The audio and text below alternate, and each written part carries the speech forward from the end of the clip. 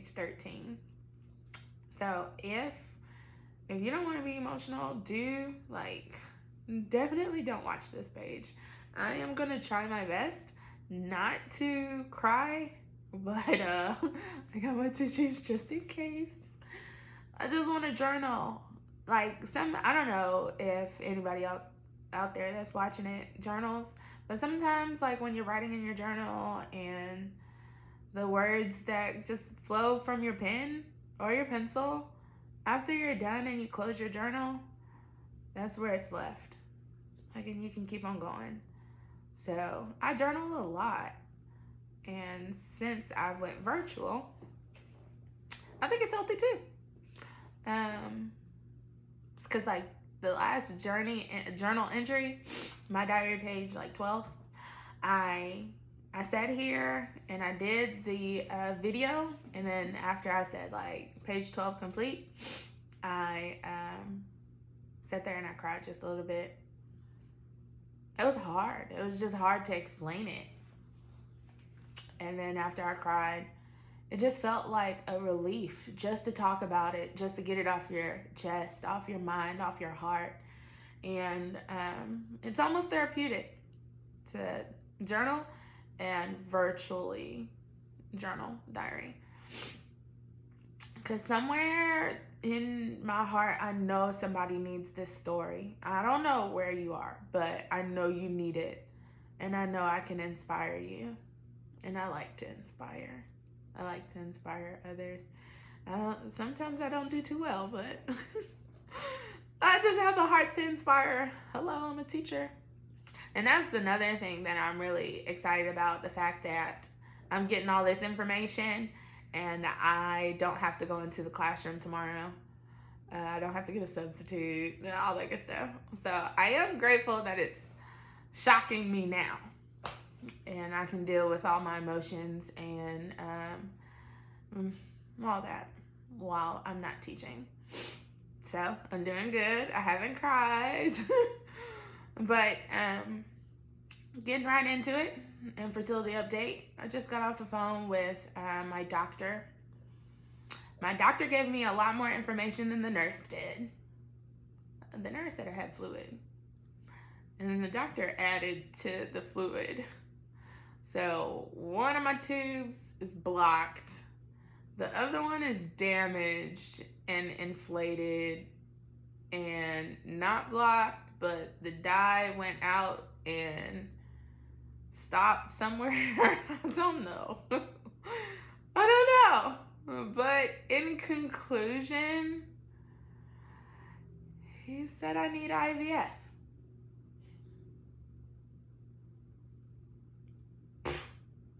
That's hard.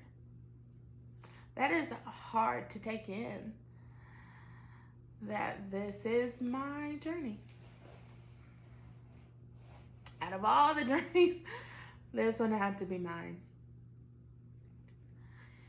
But he said IVF, and before I do IVF, I need to get my tubes removed.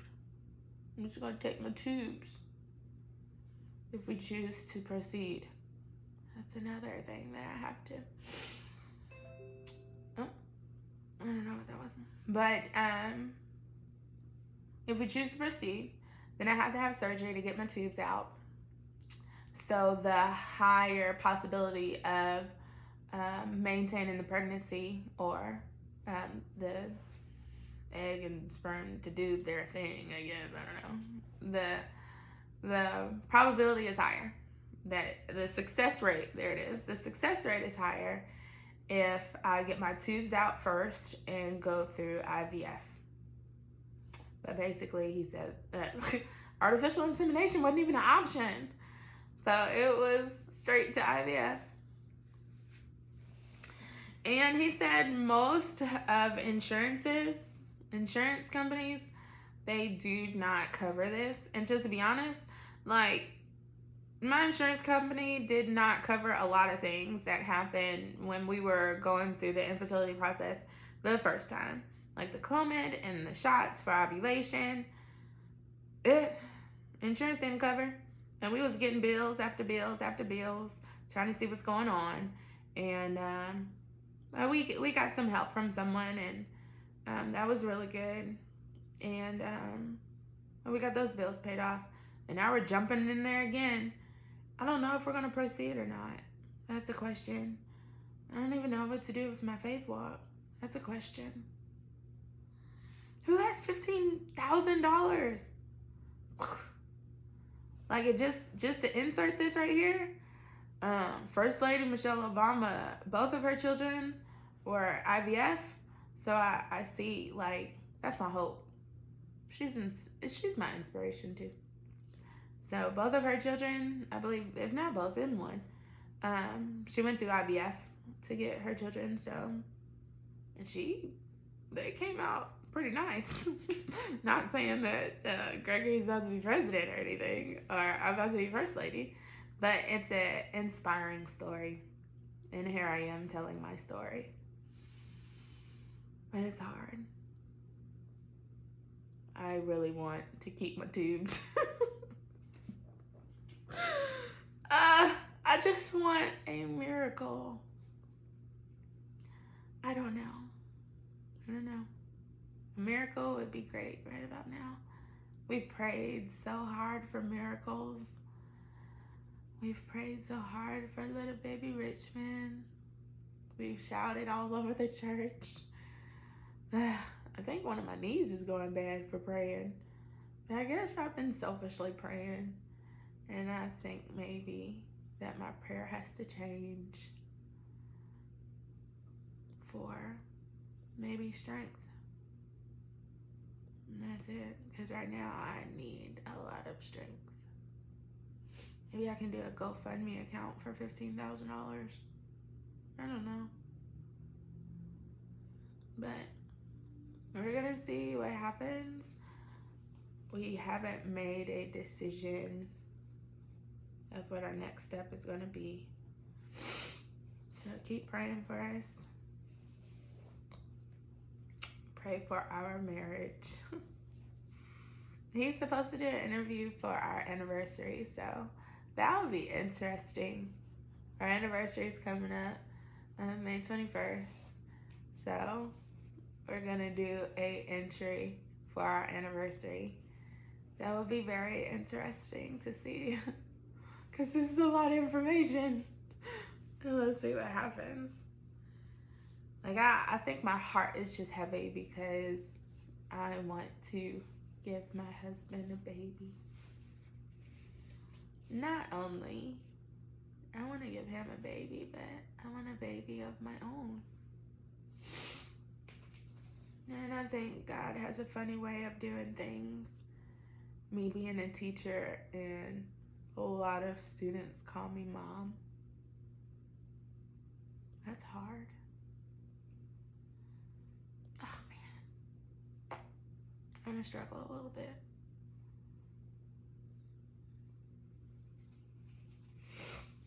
But other than that, I have no idea.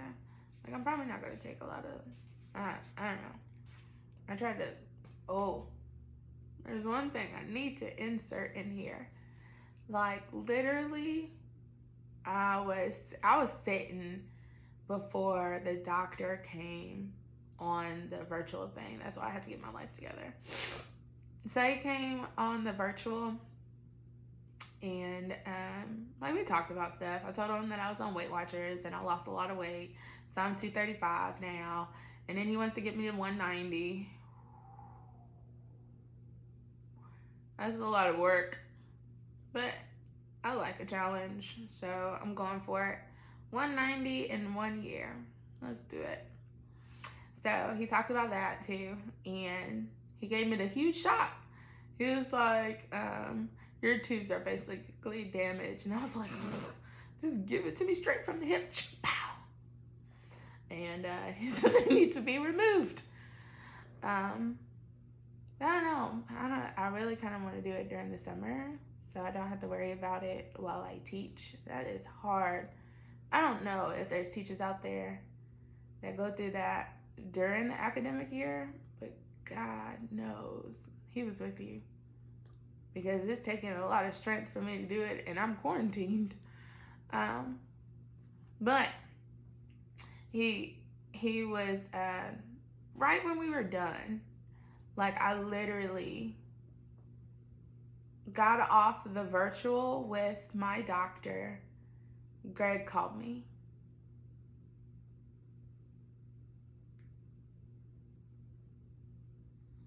Shout out to the husband. Greg called me, and I told him. And of course I cried.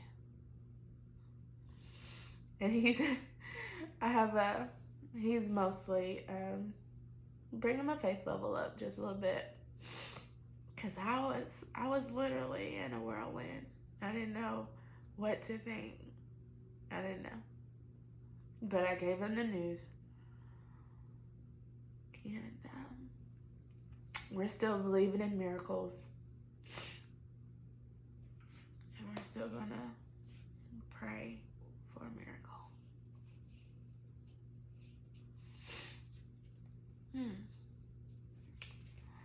But then when I think about marriage in itself, sometimes I just feel like it's all my fault.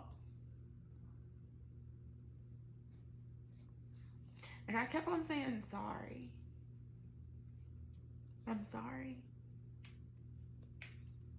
Because I literally feel like it's all my fault. But that's not what I was babbling about. So let me keep going. Greg called me and I talked to him. And then he was like, all right, call someone, speak to them. I don't know if I'm allowed to say her name, but I called and we talked. And they're gonna pray for me. Just, I don't know. I just need prayer. A whole lot of it. And but right when before I even called her, right when I got off the phone with Gregory, my friend called. My sister called. Angelique called me. I don't know if she felt something in the spirit that said I need to call Chris. But she literally called me right when I pressed end, when I got off the phone with Gregory. And she called me and said, "Lyle, what's he doing?" And I knew she heard every piece of brokenness that was in my voice, and I couldn't even hold back. She's like, give me your address now. Knowing me being stubborn, I can figure everything out on my own, just leave me alone type person. I was like, okay, here's my address. Sure enough, she was knocking at my door.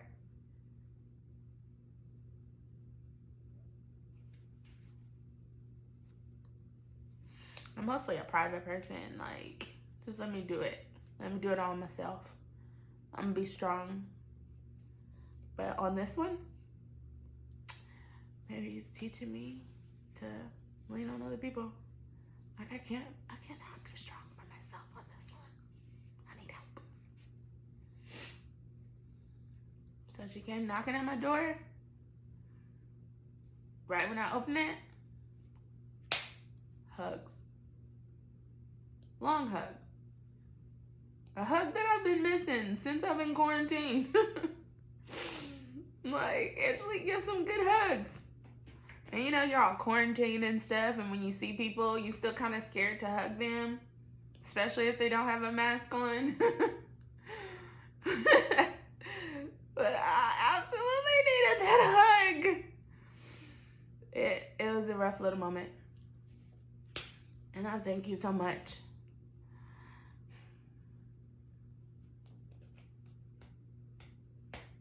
Thanks for being there.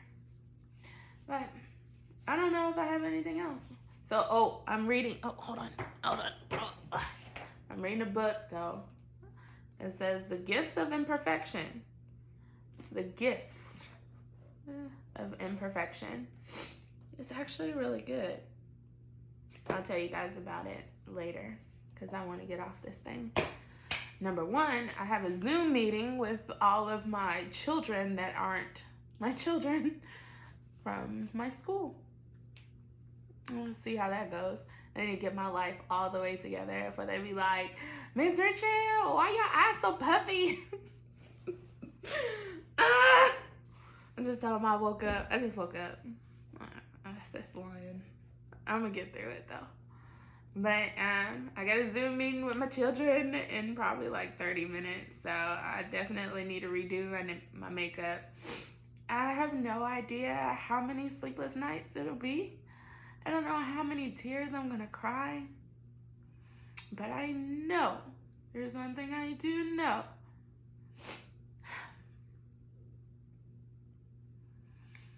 That it won't always be like this. There is a person that always sings that song.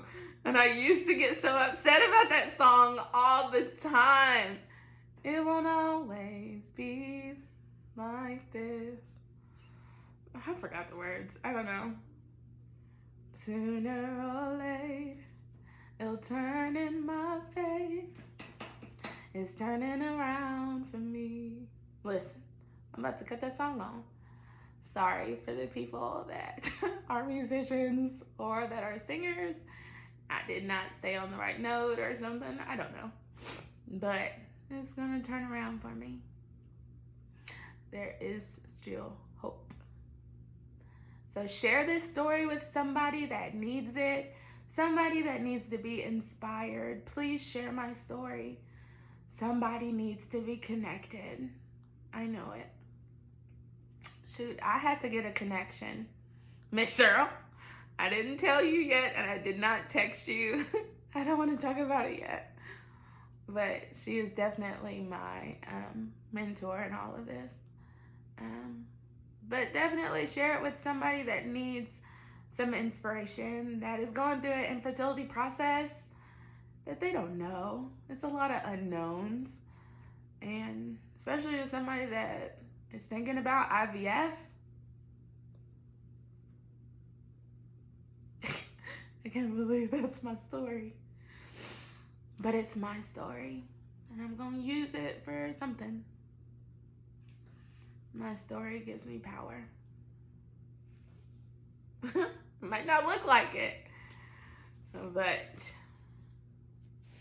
there'll be glory after this. So y'all keep praying for me. And I will definitely keep journaling. This is therapeutic for me. If not for you, it's for me. In the future, little Richmond. I still have hope.